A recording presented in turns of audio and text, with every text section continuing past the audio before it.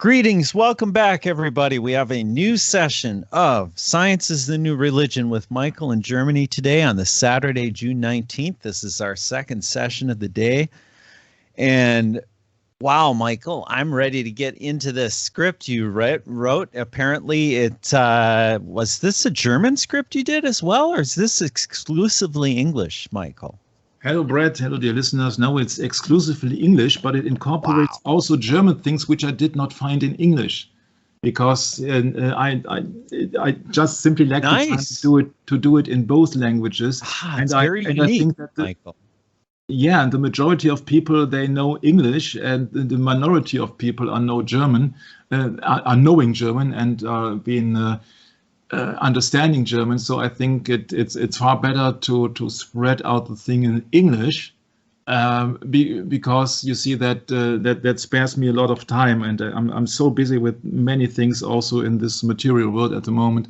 So this is session 11 in English exclusively. Session 11 in German, yeah. In 11, yes. Yeah, yes. Correct. Yeah, okay, yeah. I did learn my very raw basics in junior high school, but that's it, you know. Okay. Nothing elaborate or anything. But certainly, if I were to visit Germany, I would have to really work on my German, you know.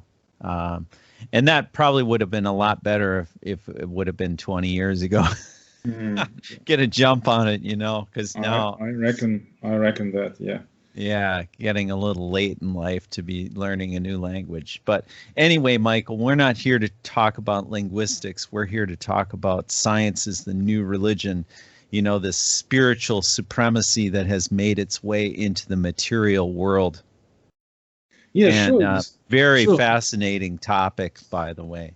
We were talking about Uruk, the priest king, the naked priest king, by example, and back to also Babylon, yes. Yeah, and also that the Pontifex Maximus was a traditional Roman title, which was been giving to Julius Caesar and his followers, and then later on were being used again by the Roman Catholic Church, by their bishops, and then the Pope arrived with his claim of being the supreme ruler of the world, the successor of the apostles, it's a claim, and also of being infallible and being the Antichrist. So, not in their understanding, not the opponent of Christ, but help me out, Brett, the replacement of Christ. Replacement, yeah, correct, of Christ. And so, because you see, the Pontifex Maximus means the supreme bridge builder between heaven and earth. Okay. So, what about all these ancient rites and ancient traditions, ancient religion? Because you see that when they're in Europe already, more than 3,000 years before Christ, they worshipped the priest king, then it's more likely that they have worshipped much pagan gods, or many pagan gods, in the ancient times. And in my understanding and my experience, they are all interchangeable. But if you start from the beginning, yeah, we have to go down back, to Babylon in the Bible, or back to Mesopotamia in general. Yeah, because they have also already their temples, and they have already their worships and their rites and all the stuff, and they were just looking out for the supreme beings, so to say. And I just followed down that road, and you see, the first thing which came up in my mind is, there was a famous so-called deity, a pagan deity, not only in Europe, but with other names in other areas of the world. Which means that when we have left the Garden of Eden, one of the first civilizations started out in Europe, so in Mesopotamia, so in the land between the two rivers, east of Eden, for the Bible reference. Okay. So let's that's the title to Richard Bennett's book, by the way, East of Eden. I just received that book the other day. And I think that's a really important thing to address is Richard Bennett's work, because he has been very instrumental in teaching the roots of the problem. Yep, there it is. Second one on the left. Yeah, there you go. That's it. Yeah, dear Richard Bennett, he just recently passed away. And what better to do than to promote his work. And he has many YouTube videos and many different interviews as well. And he actually helped different authors write their books as well. One of them being, who was it now? The book "The Woman Rides the Beast" by David Hunt, according to the testimony of Daryl Eberhart. Richard Bennett actually took a lot of time to help him write that book, and I guess it makes sense because I guess there's a lot of contradictions, because guess what? He was a dispensationalist, I believe, David Hunt. So dispensationalism is a major problem, and if you don't know about the problem, then it's very difficult to sort out that eschatology. So I think at some point, Michael, I'm going to address that on my channel. Found a wonderful article on that topic. But anyway, back to what you're talking about, Michael, is, I got a little off track there. No, we just spoke of pagan deities and that people wanted to worship. Oh, yes, East of Eden, yes. A multitude of gods for every purpose. Yeah, that's like having a saint for every day of the year. You see that majority does not mean quality. Yeah, it's just a multitude, just means a mix up of everything. And in ancient times, these pagan deities were worshipped in this culture or in another culture. And you see, they have different names, but actually they mean the same. They mean it's a distraction from the real faith. Yeah. So, and this we will start on this episode with the new one, and I found a very prominent one when we start with Uruk in Mesopotamia. Look at this, Ishtar, or etc. Because you see, it's just the name of something which did not exist. The name Ishtar occurs as an element in personal names from both the pre-Sargonic and post-Sargonic areas in Akkad, Assyria, and Babylonia. It is of Semitic derivation and is probably etymologically related to the name of the West Semitic god Altar, who is mentioned in later inscriptions from Ugarit and southern Arabia. So it is quite broad, spreading from Arabia to Iraq to Assyria and back again. The morning star may have been conceived, this is Wikipedia, may have been conceived as a male deity who presides over the art of war. Oh, great. So there is a morning star and it has been seen as a ruler of war. Interesting. What does the Bible say about the morning star in Revelation 22, Brett? Oh, yes. That's interesting. What does it say?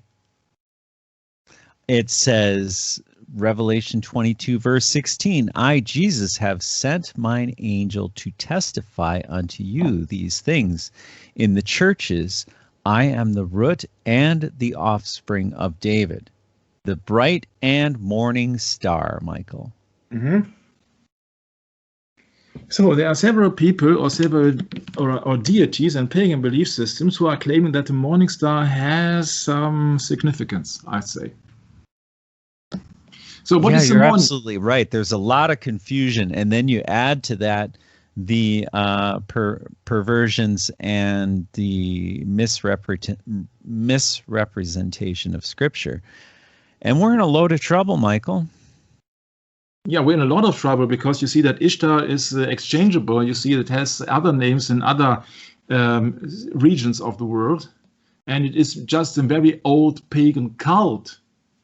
And you see, being the morning star or being a star in this world means actually angels. So stars are angels in the Revelations, and not only in Revelation but in history. Yeah. So what does that mean? I am the bright and morning star. I'm the bright and morning angel.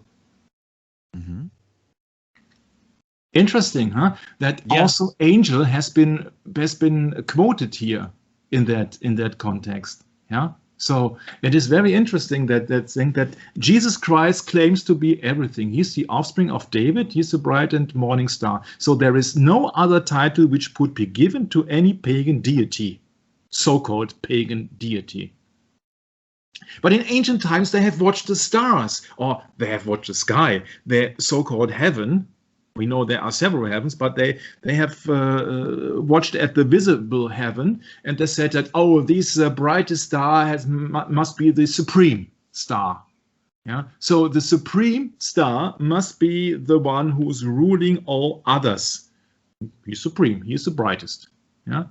Interesting that in American or in English, I think that if somebody is very clever, you see that, oh, he's a bright. He's a bright guy. Isn't that so, Brad, that the bright also means clever? Sure. Yeah. Interesting. So, and the evening star in paganism. The evening star may have been conceived as a female deity who presided over the arts of love. Interesting enough is that I think that's far too fetched here. That the so-called the planet Venus in Roman deityism can occur as morning star and evening star at the same time. Interesting, huh? One is war and one is love. Interesting. Huh. But you see that we are going into a bunch of, it's opening a can of worms here, because you see that everybody will be totally confused by all the names in all the regions of the world. So let's face it, that Ishtar is just a proposition of a name, which is quite useful, because I have picked out Ishtar because the majority of people will know Ishtar. Let's find out. So it was among the Assyrians and the Babylonians. And as we know that the first kingdoms were in Mesopotamia, the first civilization of the earth. This is backed up by so-called worldly science. They have found then remains of temples, etc. in Europe. And this is in Mesopotamia. Yeah, there's no question about it. So these people have worshipped this female deity Ishtar as being the morning star, or being the glory, or being a goddess, or being what else. Yeah, so they have worshipped Ishtar. So now the confusion starts. You see that Satan is the master of confusion. Yeah, so he wants to divide and conquer. So he wants to divide the people. The people once says, "Oh no, it's called Ishtar. You are such a fool. You have no idea. You have no education." And people number two says, "Oh, you're the loony. You're the what else? It's called Inanna." You see, there the confusion already starts, because two people actually mean the same thing, but they get into an argument and they don't realize, they don't realize that it is a futile argument, because they're speaking both of something which did not exist and does not exist and will not exist. So the deity remained as female, although her name was in the masculine form. And you see that if a god is a deity, if they are worshipping a deity, the deity does not usually have a physical body. Okay? So confusion everywhere. Dialect confusions, language confusions, and variations. Sometimes male, sometimes female, sometimes with and sometimes without child, and sometimes with this and sometimes with that. You know, you get the picture. For example, Ashtoreth, the moon goddess of the Phoenicians, representing the passive principle in nature, their principal female deity, frequently associated with the name of Baal. Now we have it in the Bible. The sun god, the chief male deity. You know now why the sun worship is Baal worship. And you know what is the opposition of man? It's woman. And what is the opposition of sun god? It's moon goddess. It's very simple. This name often occurs in the plural, Ashtaroth, Baalim, probably as indicating either different statues or different modifications of the deities. This deity is spoken of as Ashtoreth of the Zidonians. She was the Ishtar of the Akkadians and the Astarte of the Greeks. There was a temple of this goddess among the Philistines in the time of Saul. Under the name of Ishtar, she was, quote unquote, one of the great deities of the Assyrians. The Phoenicians called her Astarte. Solomon introduced the worship of this idol in 1 Kings 11. Jezebel's 400 priests were probably employed in his service, quote unquote, 1 Kings 18. It was called the Queen of Heaven, quote unquote. Is this enough of names, or do you need even more? You see, where the confusion starts is that people worship dead idols. And the confusion starts that people look up into something which is not of God, of the creator God. Yeah, they want some excuses and they want some replacements. They don't want to follow the commandments which God gave to the Israelites. Yeah? You see it here in the Bible. It has been copied from the King James Bible, Brett. In the 1 Kings 11:5, you see Ashtoreth. Yeah, and even, and now it gets very weird in many episodes, many sessions of the script, which contains at the moment 3,000 and more pages, and we're on page 173. Just for the warning. Even Solomon, who was depicted in the Bible as the wisest man on earth, he went after Ashtoreth, the goddess of the Zidonians, and after Milcom, the abomination of the Ammonites. Where is Romans 1:22 when you need that verse? Professing to be wise, they became fools. And people actually really think that Solomon was that wise. The Bible speaks of that Solomon was a wise judge, yeah. But he himself went after pagan gods, and not only one. And how did that happen, Michael? Oh, you will see in a later session, I think, that you will see. I think it's pretty simple, actually. It is very simple, yes. Yeah, it is. It's very actually, simple. It refers back to the Garden of Eden. Yes. Everything refers back to the Garden of Eden. Everything get back to the start. You see that if you're struggling and you're doing a 100-meter sprint, and if you're struggling at 30 meters, you go back to start and have to run again. Sure. Yeah. Go back to the start, go back to the foundation. You don't start a house with the roof for the good view. You started with a solid basement, a solid foundation. Jesus Christ spoke about that extensively. And in 1 Kings 11, chapter 11, it speaks again of worshipping Ashtoreth, the goddess of the Zidonians, Chemosh, the god of the Moabites, and Milcom, the god of the children of Ammon.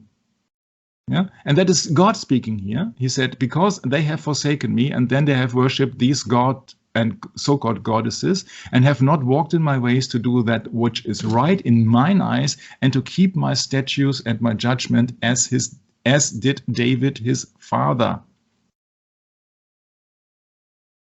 It's an abomination to worship. You see, that's the first commandment. I am the God which helped you out of captivity. There shall be no others, or something like that. I cannot recall in English, because I know it in German, but I cannot do it in English. But of course, it's been in the second book of Moses in German, Exodus in English. Sorry, but I have to switch thinking back again to English now. Yeah. Thou shalt have no other gods before me. Yeah, what did Solomon do? Solomon went after Ashtoreth and after Milcom and after Chemosh. Yeah? First commandment, thou shalt have no other God before me. Yeah, and you see here in the 2 Kings, would you like to read it, Brad? Sorry, I didn't want to. Sure. And the high places that were before Jerusalem, which were on the right hand of the Mount of Corruption, which Solomon the king of Israel had builded for Ashtoreth, the abomination of the Zidonians, and for Shamash, the abomination of the Moabites, and for Milcom, the abomination of the children of Ammon, did the king defile.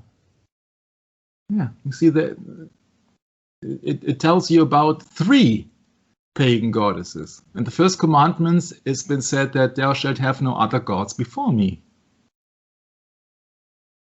So, if we consider that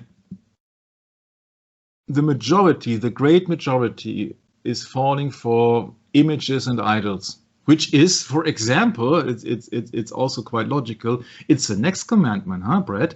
Yeah, thou shalt not make unto thee any graven image or any likeness of anything that is in heaven above, or that is in the earth beneath, or that is in the water under the earth. Yeah. Thou shalt not bow thyself down to them, nor serve them, for I, the Lord, thy God, am a jealous God, visiting the iniquity of the fathers upon the children. Yes, that's us, unto the 3rd and 4th generation of them that hate me, and showing mercy unto thousands of them that love me and keep my commandments. Yeah, right. Sure. And what do you think here? What happened? What happened?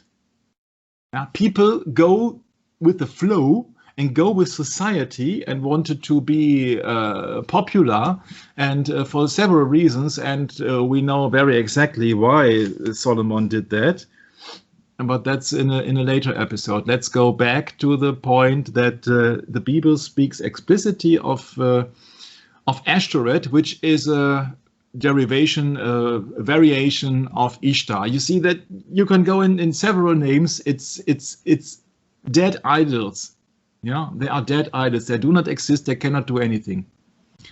Okay, so in the Europe period, in the first civilization, yeah, they have discovered artifacts. For example, this vase, yeah, depicting votive offerings to Inanna. Yeah, look at the timeline here. This is way before the flood, Brad. Way before the flood. And here speaks about Inanna. Okay. So Ishtar, Ashtoreth, yeah, it's every time the same.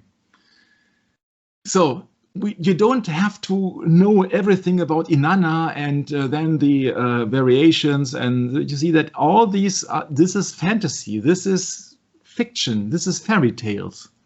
Yeah, nobody. It says here that votive means consecrated in fulfillment of a vow. So yeah. What does the Bible say? That we should not be taking oaths, right? So, yeah, when you make a covenant with other gods, what do you expect is going to happen, huh? Yeah. Occult objects of Europe 3 period. Yeah. Sorry to interrupt you like that. Yeah, no. Depicts of a row of naked men carrying various objects, including bowls, vessels, and basket of farm products, and bringing sheep and goats to a female figure facing the ruler. Interesting, huh? Farm products and animals, no? Yeah, very, very, very similar, no? And yes.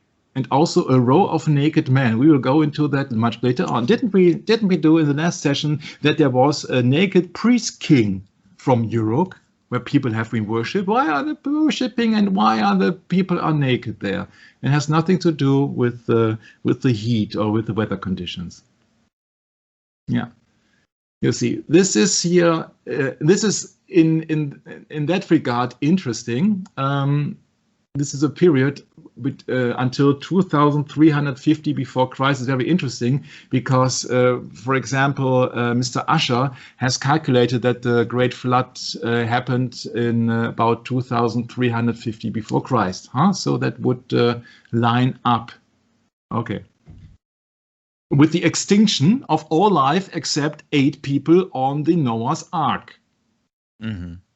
Mm-hmm. So much for it makes absolutely sense, this timeline. Okay, so it's a cult, so it's a religious worship, and there are several. And this is a king N, and this is a mistress, and this is a king of a king, and this is a fellowship of the yeah. You see, you can go in everything, and there are people at the Oriental Institute, which we have been mentioned a few sessions ago, who are very profound in any ancient things and ancient scientists and something like that. We don't want to go into that subject again. But once again, ring posts of Inanna on each side of a temple door. Each side of a temple door means 2 columns, yeah, which means the entrance to a temple. That's what I was telling about the World Trade Center. Once again, why did they build a World Trade Center with a north and a south tower? You're not familiar with my thoughts, Brad, but just to point it out, you see that why it is so that the World Trade Center 7 was crumbling down. You see that can it be that is also some religious side of this World Trade Center that we do not know about? Because 2 towers means 2 pillars, means the entrance of a temple.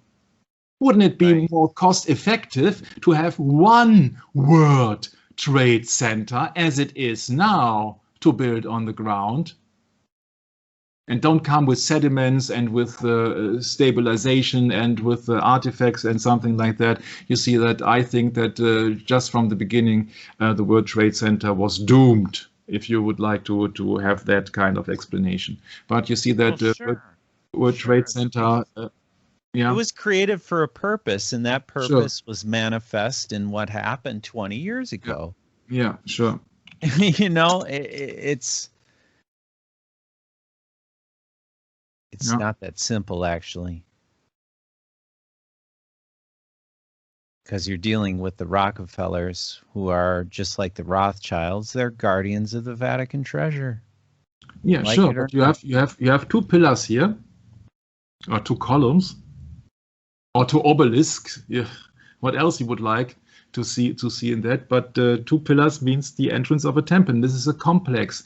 And wasn't there a movie, Lord of the Rings or something? Two towers that came 2 towers, yeah, but they were apart.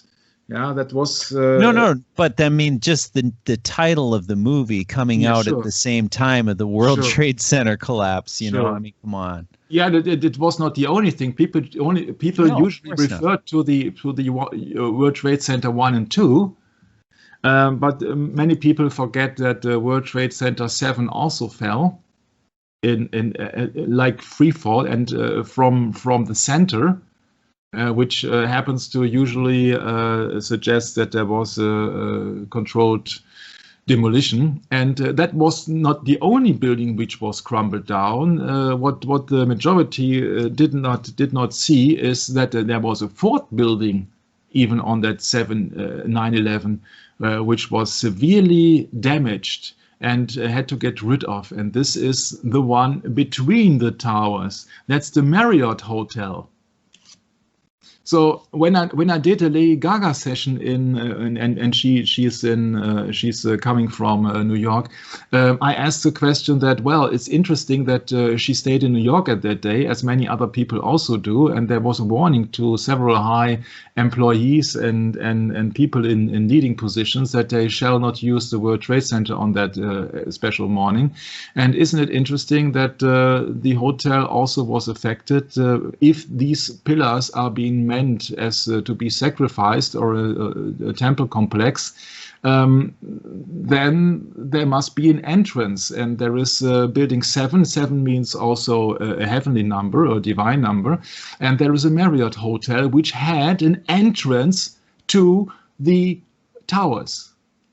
So if you look from that spiritual context, you see that it would be much more sense to build 2 separate towers than 1 World Trade Center, what you got now since a few years.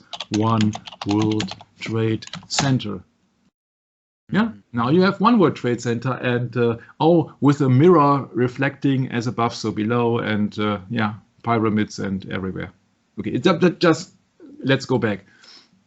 So each side of a temple door with a naked devotee offering libations. Yeah. Oh, yeah. You also have the two columns in Freemasonry or whatever. Sure. Two pillars. Two pillars. Joach and Boachim. Yeah. Right. Yeah. So it was often very bones. Inanna symbol is a ring post made of reed, an ubiquitous building material in Sumer. It was often very boned and positioned at the entrance of temples and marked the limit between the profane and the sacred realms, or the most holy, if you would like to see it that way. There was a cuneiform logogram for Inanna, preceded by the symbol for deity. So she was worshipped. No, she was being worshipped as a deity. Yeah, you see these kind of crossed hands, something like that, of two Gala priests, just before the flood, found in the temple of Inanna. Okay, so in the main cult center was at Inanna temple in Uruk, whose names mean house of heaven. Okay, so we know Ishtar is a fabrication, let's say it that way, a fabrication of the people of the cult of the temple in Uruk. So that means that she is one of the, or Inanna, Eanna, you see that's the dialect and this and that. You see, this is just one of the oldest worship of pagan idols everywhere. Okay. The original patron deity of this 4th millennium BC city was probably An. You see that An, Inanna, Eanna, and Ishtar, you see that they changed the names from time to time, but there's nothing new under the sun, or under the sun god. Yeah. Yeah. Ishtar rose to become the most important and widely venerated deity in the Assyrian pantheon, surpassing even the Assyrian national god Ashur. Sorry. Yeah, you see that including it's you see the wife in the Anutu, Anuta, Anunitu. You get your mind twisted around that, and it's absolutely useless to remember everything which has been stated here in Wikipedia. And but now to something more interesting, or as Monty Python would say, now for something completely different. Individuals who went against the traditional gender binary were heavily involved in the cult of Inanna. Oh, ring a bell? We are speaking about 3,000 years before Christ, so 5,000 years ago there were people against the traditional gender binary. You see, this gender agenda is more than 5,000 years old. Michael, can you say Juneteenth? What can I say? You know that in the United States, they just passed a law to make Juneteenth a national holiday. How pathetic. So it's a Rainbow Day or something like that. The LGBT. It's today, actually, isn't it? It's the 19th of June. 19th, yeah, okay. Isn't that? Yeah. Okay. Yeah, it is. Yes. Gender. Oh, yeah. Yeah, gender binary is the classification of gender of only two. Yeah. Oh, that's binary. It's B. Yeah. It's a bisexual, like bisexuals. It's B. Yeah. So gender binary, yeah, means you have only two genders. Oh, how that's not enough for this world, huh? We need 60, at least 60 genders. Yeah. So this.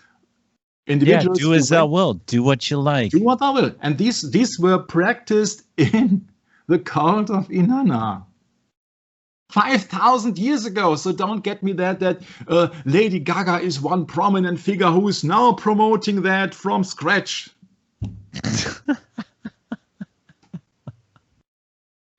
You mean Lady Gargoyle? Trade Center, Lady Gaga speaks out for the LGBT and pride community.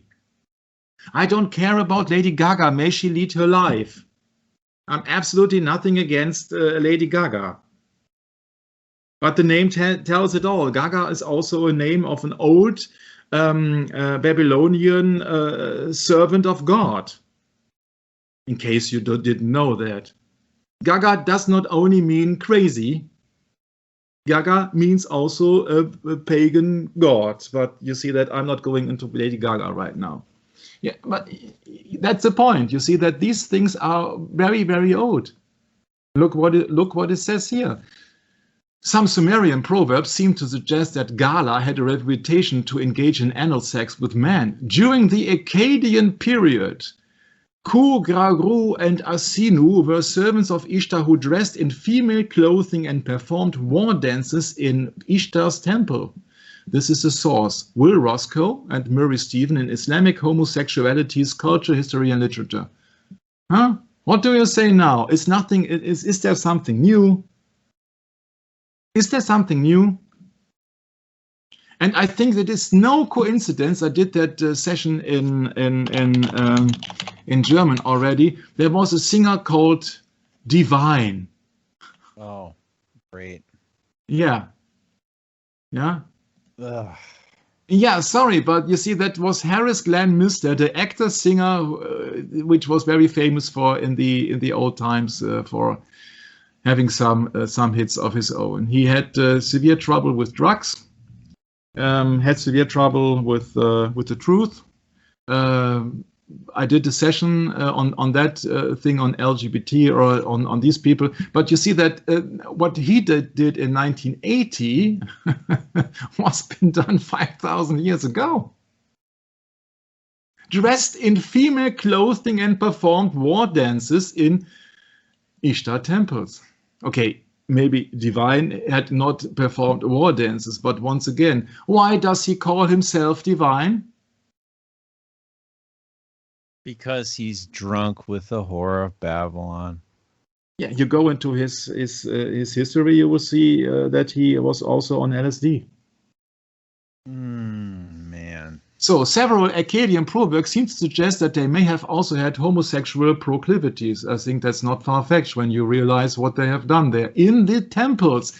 Once again, the people are dressed in the other gender clothes and perform dances. So it's not far-fetched to say that all the agenda out there is happening.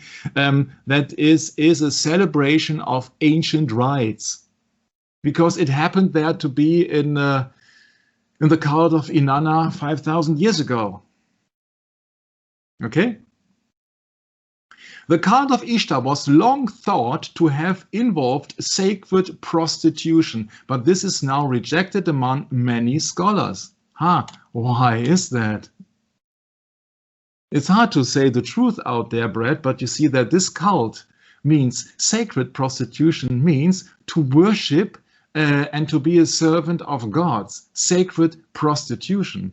Yeah, well, you see, that has been known, according to the historian Herodotus, known as Ishtaritum, and reported to have worked in Ishtar's temples.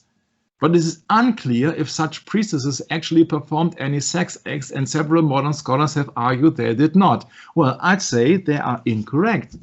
Remember the picture of the king priest who was naked? Now you get the reason for that. These are sex cults.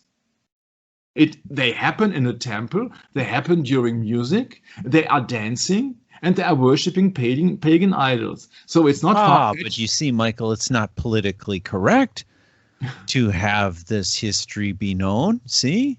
They need to make use of this in a positive way for the benefit of the hierarchy. See, that's what they're doing. Sure, but you see that the truth is never politically correct. Political correctness has absolutely nothing to do with truth. Exactly, it's opposed. It's like what we said. Was it in the last session, or this session? Upside down. You know, it's upside down. Sure, and this world is upside down.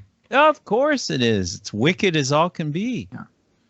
This is an extraction here of a book from Alexander Hislop, a former priest. He said in the book The Two Babylons that there was a cult of Easter. And actually there is a cult of Easter nowadays. It's not called Ishtar, it's called Easter. He says it's not a Christian name. It bears its Chaldean origin on its very forehead.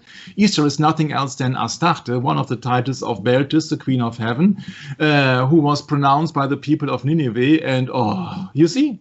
Or the name as found as layered on the Assyrian monuments is Ishtar. You see that now. How many names you want to have? It's the same everywhere. You have a male deity depicted by the sun, you have a female deity depicted by the moon. And the names are changing, interchangeable also, but it absolutely means the same. You have a pagan trinity usually, or you have some kind of child somewhere. Yeah. Some have imagined that the Druidical worship was first introduced by the Phoenicians centuries ago, before the Christian era. So it has nothing to do with the Christian Easter fest. And if we have now a Bible study, you see that usually Jörg would claim out that, the Easter passage in the King James Bible just depicts that the captives have been resumed in jail because the ruler wanted to have fun with the virgins during the pagan Easter celebrities, and he's absolutely right. Because Easter is not a Christian celebration. It's interesting that in this word everything is mixed around. There is no Christmas in Christianity and there is no Easter in Christianity. But there is a Sabbath. But people don't hold the Sabbath. But on the other hand, they hold pagan festivities and rites. It's unbelievable. But you see, that is what has been sold as truth in our textbooks. Yeah. You see that if you call it Bel or Beltane from the Druids, or if you call it what else, Moloch, both titles he claims belong to the same god. It's everywhere, and it's the same, and the names are different to impose that there are so many so important gods, and that people get into arguments. Yeah, and if you want to go into or follow that route, then it's a very interesting book I can only recommend by Alexander Hislop. It's called The Two Babylons. Okay. Yeah, because it has been referred in Acts 12. I think that maybe in our Acts sessions, Brett, we have also talked about that subject. I'm quite sure we did. Okay, so this is just a pagan feast for Ishtar. And then when it has been supposed to be a pagan feast, and we know there was a cult of Ishtar, it has something to do with fertility. Where do you think that the rabbits are good for? Yeah, right. Yeah, and the eggs. Yeah. Oh, man.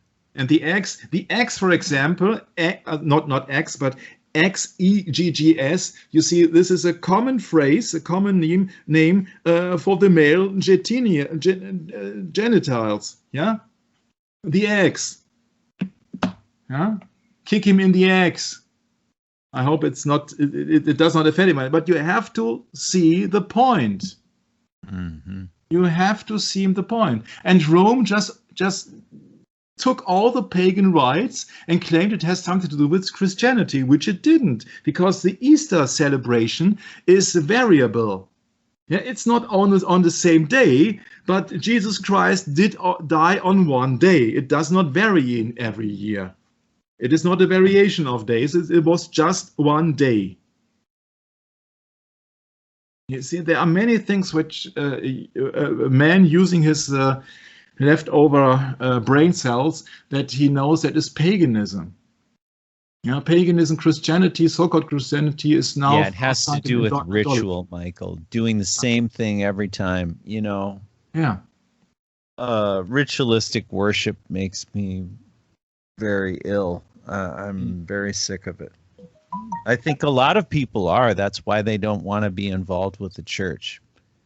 Yeah, sure. But you see that you have to go to the flow, not to go for the flow, but you have to look for the truth. And it will not be, it will not come automatically. No. You have to look for the truth. It's been hidden in this world under a layer of a layer of a layer of a layer. It's yes, you have to work at it. Yeah. It doesn't come easy, and it requires following a set of principles set forth, especially in the book of Exodus, the commandments given to Moses. It all pieces back together because, you know, Jesus didn't come to destroy the law and the prophets. It says right in the New Testament that he came to fulfill the law and the prophets, not to destroy. Yeah. But yet, and the churches, all you get is, oh yeah, well, Jesus nailed all that to the cross, and you know, we don't have to obey the commandments. That's, you just love everyone. Yeah. See, that's what they teach now. You have to love everybody, including those that will, yeah. And never mind. I'm just ranting here. You see that we can go on and on and on in that line of cults, but you see, this is just one prominent example. Ishtar was being worshipped in a cult, in a temple cult, most probably with prostitution, because she was a fertility deity. And now in our usual Easter celebrations, we incorporate rabbits, we incorporate eggs, yeah, something like that. And it has something to do, more to do with pagan traditions and nothing to do with the death of Christ. Yeah, and the 14 days of Lent has something to do with the crying of Tammuz, which is already, or lamenting of Tammuz, which has already been mentioned in the Bible when people would read the Bible.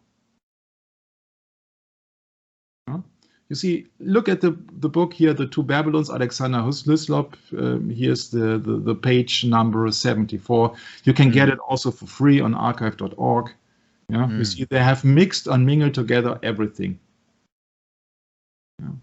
And you have it in so many religions that they have mingled from this, mingled from that, mixed on this. Yeah, you see, that's why you see it is it's Beltane also comes from Baal. Yeah, you see, you have to make offerings, and I don't want to repeat myself so many times, and I think that's just a good reference here, the two Babylons. Yeah, in Nineveh, her name was Ishtar. Yeah, and from Astarte, in Nineveh was called Ishtar. The religious solemnities of April practice are called by the name of Easter. That month among our pagan ancestors have been called Easter Monat. Huh? Under the name of Easter, yes, yeah, yeah, and we are having the Pascha festivities, but or Passover, yeah, where Pascha comes from, Passover, and it has nothing to do with the Easter celebration. And you see that there's so many things mixed up for people who are so superficial and said, "Oh, yo, now I know it. I go to Wikipedia, I know." No. You have to compare your sources. You have to clean out the dirt. Yeah. The truth. Well, that's the whole purpose, Michael, is to purify the faith, you know. Yeah. And we have to sift through the dirt to do that. We have to uncover, you know, what's been buried under layers and layers and layers, like we were speaking of before. It's nothing new under the sun, but it is hidden. It is not out there in the open, because what's out in the open is a lie. That's all you get is lies. Yeah. What do you expect? It's the chief liar in the world. Oh, look at this. We have the sign of Anu above the priest head there. Oh, no, Brett. This is the 8-pointed star, and it was Inanna's or Ishtar's most common symbol. You don't think that Wikipedia tells you what that symbol also means. You see, this is the star of Ishtar, the 8-pointed star. Wasn't it the morning star in the beginning? What Wikipedia told us that the pagan believed in? That was the morning star. So that was a bright star. The star of the Knights of Malta. It will get much worse. You see, that comes. That quote comes from Jeremy Black and Anthony Green of Gods, Demons, and Symbols of Ancient Mesopotamia. Interesting title, huh? Demons. Demons are fallen angels. Yeah, these are servants to Satan. These are demons, or servant to evil spirits, or evil spirits themselves are called demons. Demons actually means devils, but it's also a Greek translation, if I remember correctly, in Esau. So here it says the 8-pointed star is Ishtar, not Anu. Yeah, sure. You have to take all the glory away from God. Sure. What do you expect? Of course. It's not working at the moment. Okay. Glory goes to Ishtar when you Yeah, sure. set yourself in front of the pagan idols. Yeah. When you don't have any spiritual items or truth, you have to take everything which is in the material world. You see that's why witches and sorcerers have to deal with matter. Yeah. You have to have an element, you have to have this, and you have to have this. Otherwise, you cannot do anything. You see that? Okay, I have to let that sink in. The 8-pointed star was Iana's/Ishtar's most common symbol. Yeah. Well, that makes a lot of sense, Michael. Yeah. If you are worshiping a star, that also makes also a statement. Mm-hmm. Mm-hmm. Yeah. In other words, worshiping a fallen angel. Yeah. Here it is shown alongside the solar disk of her brother, Shamash, Sumerian Utu, and the crescent moon of her father Sin. Sun and moon worship. Sun, moon, and the stars. Everything together. We are worshipping everything we see. Yeah? We're not worshipping spirit. We are worshipping everything we see in the heaven. Sure. Because the priest has deemed it so. Mm-hmm. Yeah, the high priests and the people who know. Oh, look, he's sitting on a chair. Yeah, sure, he's ruling as a ruler. Yeah, he is on top of what's that little obelisk in front of him all about? Yeah. Looks like it's got one of them swirly hats on the top, like they show in the what was it now, Michael? That famous declaration of rights there they came up with after the French Revolution. Same thing. Oh, they had like a spear with a little red hat on top of it. Oh, there was also a big amount of laws in Babylon. Yeah, it's called the table of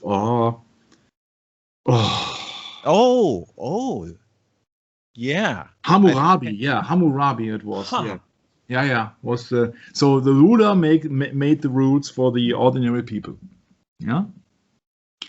Now you see they have sun worship, moon worship, and the worship of stars and the worship of everything which is visible because it is pleasant to the eyes. Mm-hmm. Right. And her father, the crescent moon of her father, Sin. Interesting name, huh? But you see that just coincidence. On a boundary stone dating to the 12th century before Christ. This is way before the Babylonian captivity. Can you imagine what the Jews, quote unquote, did in ancient Babylon when they were in captivity? What are or whom they are worshipping? Pagan gods. It's the same it's been said about Solomon. You see it everywhere around. And you compare that with the flag, with the Islamic flag. Huh? Interesting, huh? The pentagram. It looks like the same flag for Turkey, only green and white in the background instead of red with the white star and a white crescent. Sure. Very interesting. Yeah, the crescent moon of her father's Sin, a Sumerian Nana. These symbols are much older than Islam. I'm not offending anybody, but you see that the crescent moon is not exclusively for Islam. But you see that would be leading us much way our track here. We will go into the symbolism of everything. Yeah? Lions were one of Inanna's or Ishtar's primary symbols. The lion above comes from the Ishtar gate. Oh yes, I've used an image of this recently. Yeah, the 8th gate to the inner city of Babylon, which was constructed in around 575 before Christ under the orders of Nebuchadnezzar II. Isn't that something? This was an image where what the Israelites were looking at when they were in captivity.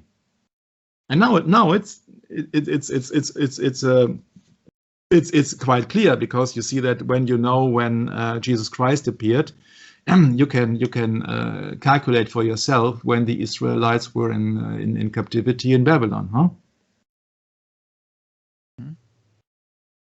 I don't have the exact dates now. You see that Jörg is far more better in remembering these topics, but you see that I am there to combine everything and just to compare the things and then to find out the things on our way here. You see, nowadays it's been in an exhibition in a German museum in Berlin, in a Pergamon museum, where they have also the seat of Satan displayed there. Great. Right.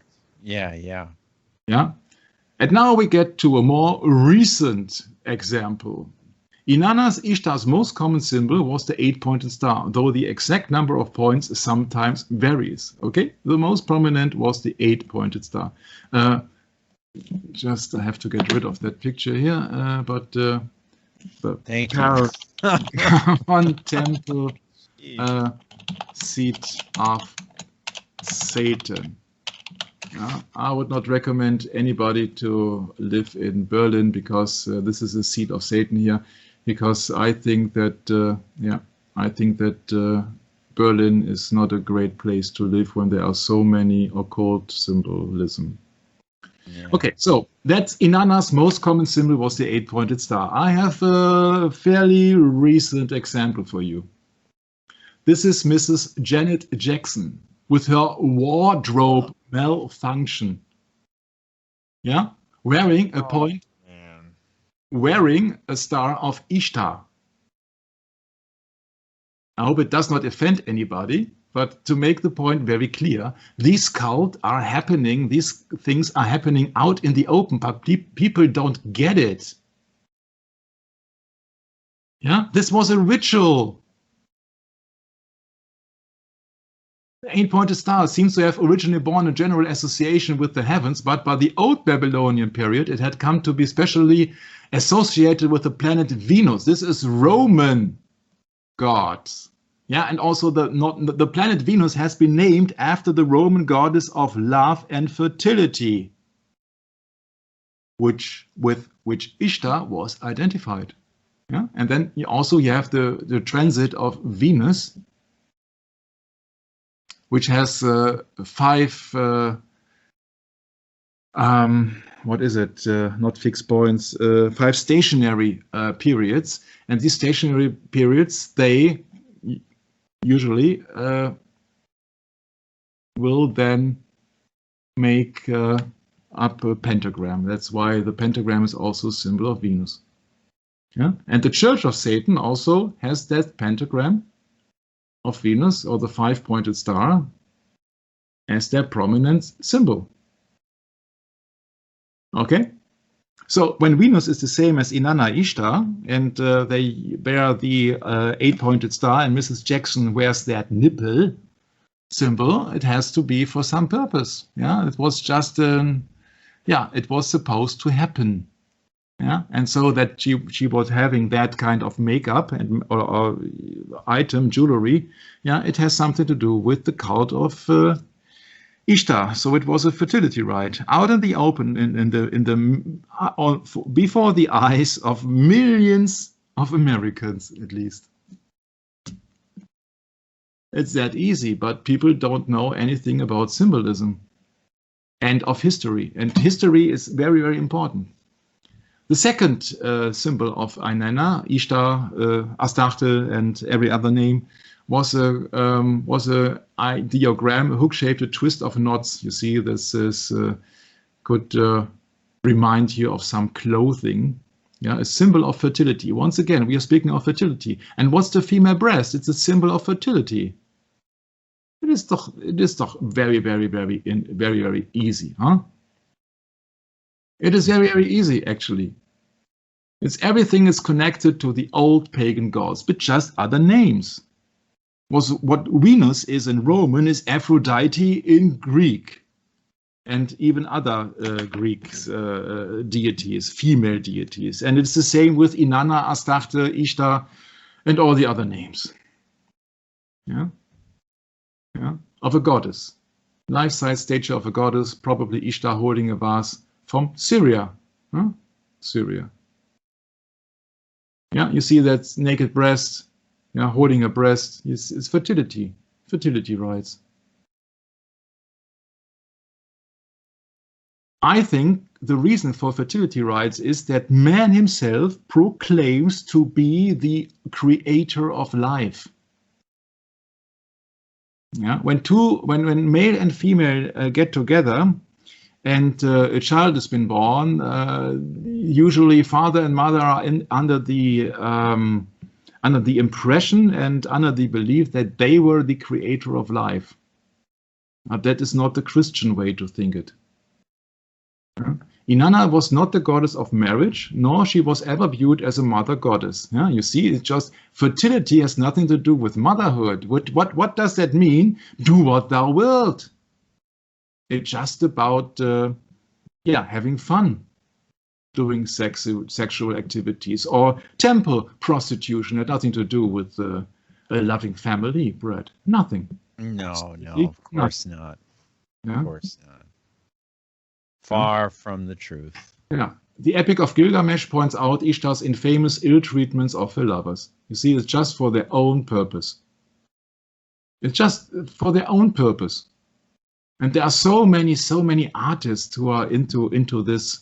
It's absolutely unbelievable. And more unbelievable is that usually the children who are affected by that, they don't have absolutely no clue. They have no clue of the Bible, and they have also no clue about anything else. At least not any clue about pagan trinities or pagan fertility rites. They found it all great, and yeah. You see, also Lilith is the same, supposed to be the first wife of Adam, which is a blatant lie. And Lilith resembles the same statues as Ishtar did. Yeah, it's so interesting. Yeah. Yeah. And in the later biblical story of Adam and Eve, you see how profane that is. Yeah. They always claim that the Babylonian writings are much more older than the Bible. Yeah. You see, these are claims. Yeah, in the later biblical story, to give the impression, Brad, that the Bible has been written after these pagan scribes. Yeah. Yeah. And if you remember that it has something to do with these epic tales, which are pointing out in the Babylonian period, you see this Ishtar's descent into the underworld. What is the underworld? The underworld is Hades, or the underworld is hell. Yeah, the grave. Actually, hell means the grave. If I remember correctly from that sounds right. Depiction of Inanna, of course, must be a goddess who has wings. Why does she have wings? Huh? And of course, naked breasts. Huh? And also a pyramid downside, which is the female pyramid. It's the female part of the hexagram, actually. Okay, so it's just as above, so below. It's a head. It's every time the same. Oh, if you worship a deity which never has existed, she has something to do with heaven and hell, or above as below. And you see that's the Pontifex Maximus. That's the bridge builder. Also, these pagan deities, when they come down to mankind, where people think that the Greek reside on the Olympus. Well, that seems to make perfect sense, because it's a sex cult. So what do they want to do? They want to take you and make you an idolater, make you a fornicator and an adulterer. Let's just give you the whole works. Just disobey every commandment there ever was. Yeah. So how about thou shalt not covet? Never mind that. And look how unlovely they are. I shall raise up the dead and shall eat the living. Yeah, that's Ishtar approaching the gates to the underworld. Huh? Mm-hmm. Yeah. The gatekeeper is the gatekeeper of the underworld. It's interesting if you call somebody a gatekeeper. Huh? Wow, talk about being opposite of the scripture, Michael. Go back there with the red there for a second. If you do not open the gate for me to come in, I shall smash the door and shatter the bolt. I shall smash the doorpost. Sounds like someone's a little upset here. Yeah, Inanna has been said as being also for the morning star for war. And the dead shall outnumber the living. Okay. Yeah. Oh, spiritually, that's absolutely right. Yeah. Spiritually, it is, again, turning upside down the scriptures. Yeah. Yeah, and now look at that. Yeah. This is we all know this one. Yeah, this is the owl. And this is the ankh. And these are the female breasts. I don't have to explain that. These are the wings of, for example, fallen angels. And this is the actual picture of the Peter Gabriel session of Lilith, of the so-called deity of the first wife of Adam, supposed to be, which is untrue, demanding child sacrifices. Mm-hmm. And they are using absolutely the same picture for one, Ishtar, and the other, Lilith. It's the same. Type in Ishtar, Lilith, and you will see the same pictures. Has nothing to do. This is copied from the Peter Gabriel script. Yeah, Illuminati, wisdom, old wisdom, and nothing to do with wisdom. These are evil messengers. Yeah, talk about graven images, eh? Yeah, Illuminati used the owl. Those used the owl. Yes, but I know somebody who has used the owl thousands of years before, and this was the cult of Inanna or Ishtar. No. Yeah, I just copied here from the Peter Gabriel script that you really see that everything is connected. Ah, yes. And this is no coincidence here. He's not scratching his nose, by the way. Having a drink with your buddies there. Sure.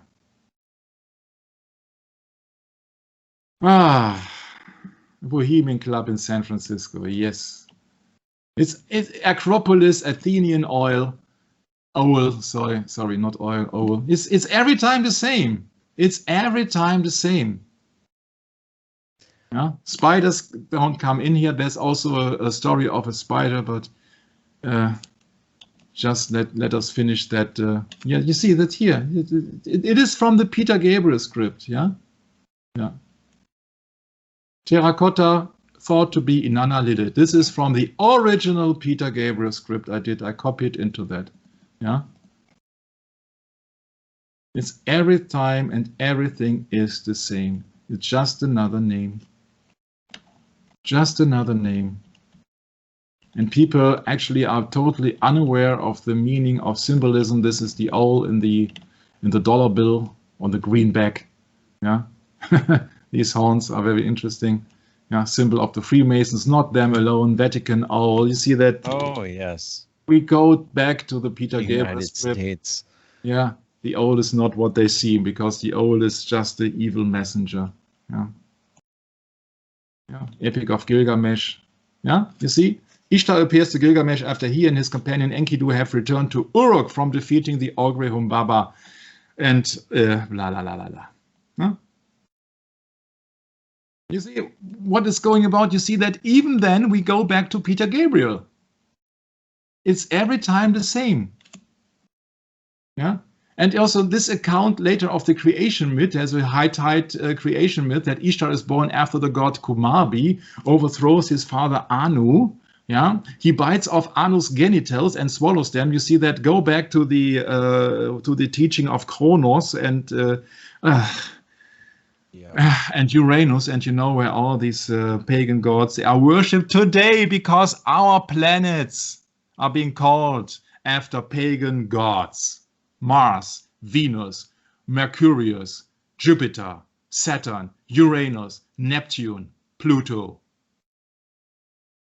They are called after Roman gods. And nobody takes notice, Brett. Uh-huh. Yeah? Later became the basis of the Greek story of Uranus' castration by his son Kronos. And Kronos is the Greek name of Saturn, resulting in the birth of Aphrodite. Etc., etc., etc. And speaking of etc., I think it's time to end that session. We will go into the second part of the cult of Ishtar and Inanna or Ashtoreth or Ashtar or Ashtaroth. And and every time you go into that, you see that even today, these cults are alive, still alive and kicking. In the 21st century, nothing has changed. And what happened? For Christ's sake, or for heaven's sake, better terms, don't want to use the word Christ in vain. Sorry. What happened to our society that we still follow these cults because everybody, majority does it, and so it must be right. Yeah? So it was introduced to the kingdom of Judah during the reign of King Manasseh, and although Inanna herself is not directly mentioned in the Bible by name, the Old Testament contains numerous allusions to her cult. He mentions the Queen of Heaven, who is probably a syncretism of Inanna Ishtar and the West Semitic goddess Astarte, the Queen of Heaven. Yeah. More to the Queen of Heaven and more of the Bible and more about Is Science the New Religion in the next upcoming session. Thank you very much for having me. I hope it was of some kind of interest for you. Handing it over to my beloved brother Brett. Yeah, Michael, that's quite profane what we're going through today, because it's, we see it everywhere. We're being completely surrounded by this garbage our whole lives, and then we get to be a little older and we start putting this together, and this doesn't really make sense. Why is it the way it is? But Michael, when you say that these so-called planets are named after Roman gods, it is of no surprise at all, because we're living in the Roman age. Rome never changes. She never has. She never will. It's her motto, semper eadem. And it continues. It will continue. There's no way to stop it, no matter how angry and upset you are. You just have to live with it. You have to endure through it. And I think that's what we're trying to bring forth, Michael, is that we're going to suffer. And that's obvious, especially when we recognize the Roman story, because Rome's on the rise. It's not going to fall until Christ returns. And we know that we got a long way to go yet. We're just at the beginning. But I think now we're entering the 20th year of the World Trade Center September 11th attacks. It's coming up on the 20th anniversary this year. So I think the truth is finally coming to the surface, and people just can't quite fathom it because, Michael, it's quite a big pill to swallow. It's very painful. So I think it was earlier in the session just now I had mentioned the book Catholicism East of Eden by Richard Bennett. Mm-hmm. And I just want to quick read to you what it says in the back. Just to let me show you the picture of it. Please. Yeah, it says on the very back, I'm just going to read the first 3 paragraphs. All human beings want to approach God in a way that pleases themselves. This is no surprise. We are all proud and self-righteous, and by nature disobedient to the revealed will of God. That was the ancient problem Cain had faced when he went from the presence of God to live east of Eden. And it continues to be the moral struggle of the 21st century. Always what is most needed in such a struggle is an unquenchable desire to possess and to be possessed by the truth. Let me read that again. I kind of butchered it. Always what is most needed in such a struggle is an unquenchable desire to possess and to be possessed by the truth. How come, or how is it that Catholicism east of Eden, or how is Catholicism east of Eden? Worldwide interest in all things Catholic mixes with consternation over recent disclosures within the church. Amidst doctrinal and moral confusion, most issues remain unanalyzed and unexplained, leaving both Catholics and non-Catholics wondering where the Roman Catholic Church stands. This book will leave no doubt about the truthful answer. In Catholicism East of Eden, the author has endeavored to address the 21st century issues of Catholicism with candor and empathy. Each topic is carefully documented so that the reader who wishes to know for certain if what is written here is true can easily find the information. Here is a book that speaks to both mind and heart. Yeah, so I want to just quick say a word of thanks to all those researchers out there, and looking forward to next time, Michael, when we get deeper into the session of Science, the New Religion. And we'll catch you next time. Maranatha.